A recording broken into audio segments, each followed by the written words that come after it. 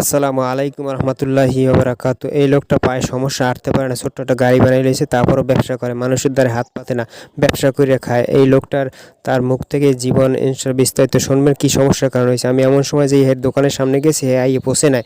এবার পাশের দোকানের দ্বারা জিগেছি, দোকানটা বন্ধ হয়ে দেন পান থুন না, কিন্তু লোকটা আয় না। পাশের দোকানদার জিগেছি ভাই ক্যাশ কমনে, কয় বাড়ি গেছে, আইতে দেরি হবে। এইবার একটু সময় বসেছি, বওয়ার পর দেখতেছি ওই একটা অটো দেন, অটোতে আইসে, পিছনে পান বান্ধে লইয়েছে আর কি। পান ব্যবসায়ী একজন পিছনে ওই পাশের দোকানদারে পান সারাইয়া ওই জায়গায় বস্তাটা থইবে আর কি। হে গাড়িতে পিছনে বাঁধতে লইয়েছে, আটতে পারে না, পায়ে সমস্যা।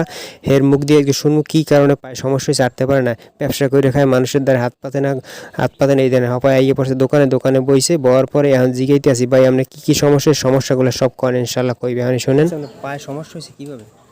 আমি গাছ দিয়ে পড়ে গেছিলাম আর কি 2020 সালে। 2020 সালে প্রথম দিক দেখে গাছ দিয়ে পড়ে গেছি আমি। তারপরে কেমনে পায়ে সমস্যা মারাত্মক হয়েছে না?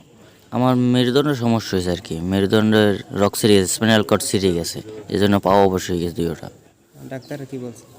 ডাক্তারে বলছে সময় লাগবে অনেক, আস্তে আস্তে সুস্থ হওয়ার সম্ভাবনা আছে।